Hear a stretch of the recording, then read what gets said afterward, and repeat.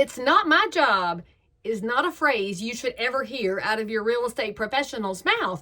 Y'all, when we're in real estate, we wind up doing the craziest side tasks all the time simply because things have to get done. And if there's one thing I know about those super tippy top best professional real estate pros, they will do whatever it takes to get something across the finish line. Now, I don't mean illegal, unethical, none of those things. I mean, such as going over to move one more box out of the house because the sellers ran out of juice and closing's about to happen and the buyer's losing their mind. Or you have scenarios where I have seen agents go mow the yard. You have seen agents go carry food to somebody because they're behind on their schedule. And speaking of being behind things, I also know realtors that have gone to prison to get paperwork signed because somebody was behind bars and it just had to happen. Now, I'll tell you why I'm a little concerned about this, because there have become moments in our current society where people like to say, it's not my job. They want to go completely hands off. Well, let me tell you this. When you have, for example, an encroachment issue, let's talk about surveys for a second. Many times, as a buyer of real estate, you're going to be asked, do you want a survey on this property? Now, that seems self-evident if you're buying 100 acres here in North Carolina. We are an original of the 13 colonies, and so our deeding and our land setup is by what's called meets and bounds, which could be this big boulder over here to the old oak tree over here by Miss Johnson's house, even though Miss Johnson and the tree are long gone. And so we have very different coordinates than you find in, for example, the states that have a grid system out in the middle and out towards the west. So when you have meets and bounds and you're buying a large parcel, you think absolutely you would want a professional land surveyor to go out, find the corners so you can verify exactly what you're buying. But if you're a buyer in an area like Concord, North Carolina, where many of our neighborhoods are subdivisions that were platted out, submitted to the county, so you know what your 0.25 of an acre looks like, you think, because you're the third owner and it's got a fence and you're thinking it'll be just fine. As your professional realtor, I'm still going to say, let's get a survey on the property. You might be fine, but you should know what you're buying. Now, if you want to know why you should know what you're buying, well, first of all, you're spending a lot of money. This is your largest financial instrument. But the second really big reason to get a survey is that you're going to get title insurance on this property when you buy it. Title insurance covers the lender so that the bank has some coverage on their investment in your property if you're getting a mortgage. And then there's owner's coverage, which is the amount of the mortgage plus what the rest of the purchase price is. So title insurance, in our standard offer to purchase, the buyer's going to get clear title. That means no clouds, no encumbrances, no issues.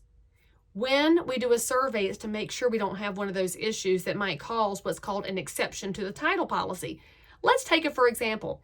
We have a house in an existing neighborhood. The buyer purchasing the house is not the first buyer. They are the second or third buyer. There's a fence in the yard. Hey, big win for the buyer. They love having a fence because that way the dog can move right in while everybody else is unpacking.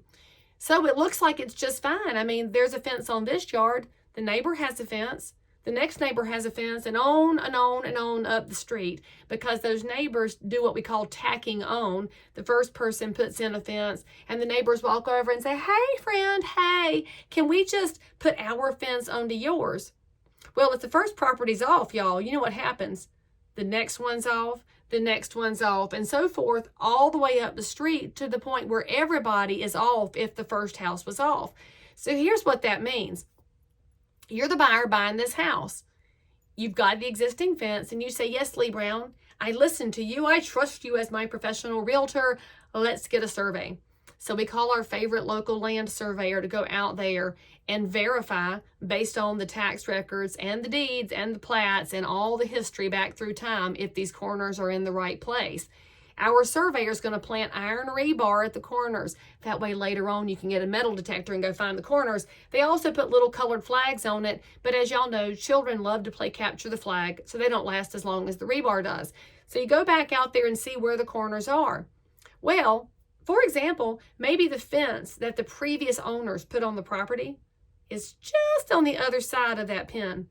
That would be an encroachment. So that means that fence that they spent all that money on is on the neighbor's property. Well, what does that mean to you as a buyer? That means your title insurance company is going to have what's called an exception. That means if there's ever a fight later on over that fence and that encroachment, your title insurance policy is going to say, nope, we're not involved. Our name's Bennett and we ain't in it. That's not what you want from your title insurance. You want to have coverage over any kind of crazy scenarios that may come up later. So if you're the buyer and we discover this encroachment, a couple of things can happen. First of all, you, the buyer, might say, you know what, Leigh Brown, I'll roll the dice. I'm cool. This neighborhood's not going anywhere. I'm fine. If that's your choice, that's your choice. We're a republic of free-thinking people. The second thing you could do is say to the seller of the house, hey, y'all go pull up that fence and move it back a nudge and get it fixed. The seller can do that. It will cause them to spend the money. They'll have to move the fence. Causes a few holes and a little bit of dirt, but you know, the fence will be where it belongs.